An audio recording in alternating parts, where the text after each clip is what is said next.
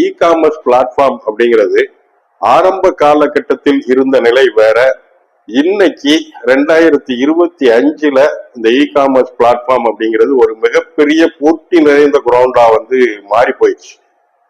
இன்னைக்கு சிறு சிறு குறு நிறுவனங்கள்ல இருந்து பெரிய பெரிய கார்பரேட் வரைக்கும் ஆன்லைன்ல பிசினஸ் பண்ண வந்துட்டாங்க.